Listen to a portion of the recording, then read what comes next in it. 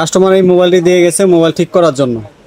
আয়শা বলতেছে তো মোবাইলটা ঠিক করে রাখো। পরে জিজ্ঞেস করলাম কি সমস্যা, পরে কাস্টমার বললো যে কি সমস্যা আমি জানি না, পরে 1 বছর ধরে আমি ইউজ করি না, হয়তো সম্ভবত ডিসপ্লে গেছে। যদি ডিসপ্লে জায়গা থাকে তো ডিসপ্লেটা লাগিয়ে দিও, বা অন্য কোনো সমস্যা হলে এটা সমাধান করে দিও। তখন এটা খুলে দেখবো যে আসলে কি সমস্যা, কি আসে বিষয়। পিসের ব্যাকসাইডটা খুললাম, দেখো অটোমেটিক গাম ছুটে গেছে। যাই হোক, ব্যাটারিটা খুলে নেব।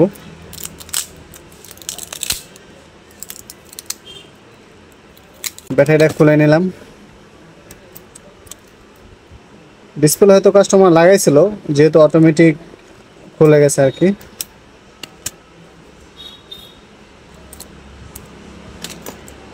আগে প্রথমে দেখবো যে ব্যাটারি চার্জ আছে কিনা, এর জন্য প্রথমে মিটার দিয়ে মেপে নিব। মিটার দিয়ে মেপে দেখলাম যে ব্যাটারি চার্জ আছে কিনা। ব্যাটারি চার্জ নাই, এর জন্য এটা প্রথমে শর্ট দিব। আর এই যে ব্যাটারি প্যাড, এই ব্যাটারি প্যাড দিয়ে হচ্ছে ব্যাটারিটা শর্ট দিব। 5 মিনিট শর্ট দিয়ে রাখবো। এখন মিটার দিয়ে মেপে দেখবো যে মোবাইলটা চালু আছে কিনা সে বিষয়, কারণ আগে দেখা ভালো।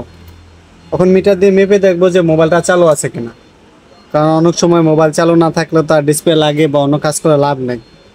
আগে দেখতে হবে যে ফোন চালু আছে কিনা, মাদারবোর্ড রানিং আছে কিনা। মাদারবোর্ড চালু আছে। মেটাল প্যাডের গামগুলো উঠে নিব মোটর দিয়ে। আর গাম যদি শুকিয়ে যায় তাহলে মোটরে কাজ করে না। সেক্ষেত্রে যেহেতু গামগুলো শুকিয়ে গেছে সেজন্য সুন্দর গামগুলো উঠিয়ে নিব। আর মেটাল প্যাডের গাম যদি শুকিয়ে যায় তাহলে সেক্ষেত্রে পেট্রোল বা থিনার ব্যবহার করা ভালো।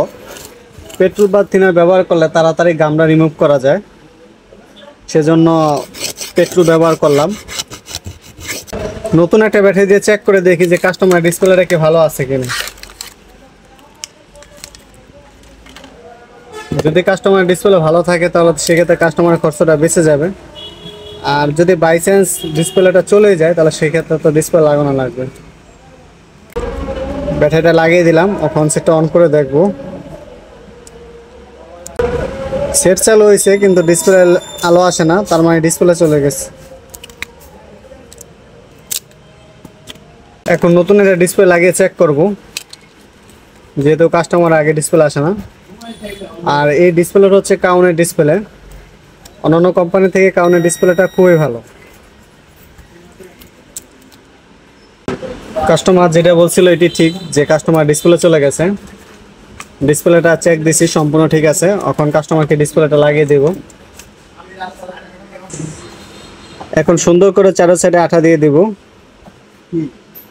আর ডিসপ্লে লাগানোর সময় আমি সবসময় কালো আঠা ব্যবহার করি, কারণ কালো আঠা সাদা আঠা থেকে অনেকটা স্ট্রং থাকে, সেজন্য সহজে ওঠে না। সাদা আঠাটা সহজে উঠে যায়, এজন্য আমি সবসময় চেষ্টা করি কালো আঠা ব্যবহার করার জন্য। গাম মারা কমপ্লিট, এখন ডিসপ্লেটা বসিয়ে দিব। আর ডিসপ্লে বসানোর সময় সবসময় আমি নিচের সাইড বসিয়ে থাকি। রেবনটা অনেক সেন্সিটিভ জিনিস, রেবন একটু আঘাত বেশি পড়লে বা অন্য ধরনের ঝামেলা হলে ডিসপ্লে চলে যাওয়ার সম্ভাবনা সবচেয়ে বেশি। ডিসপ্লে ক্লিপটা লাগিয়ে নেব। এখন ব্যাটারিটা বসিয়ে দিব।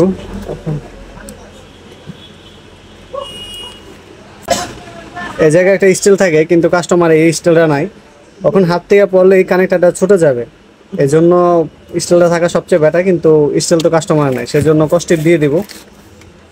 এটা আমার কাছে যে সাদা কস্টিপ আছে, বেন্টিস কস্টিপ, এই কস্টিপগুলো দিয়ে দিব, যাতে হাত থেকে পড়লো কানেক্টারটা ছুটে না যায়। কস্টিপ মারা শেষ, এখন পিসের ব্যাকসেলটা বসিয়ে দিব। কাজ কমপ্লিট।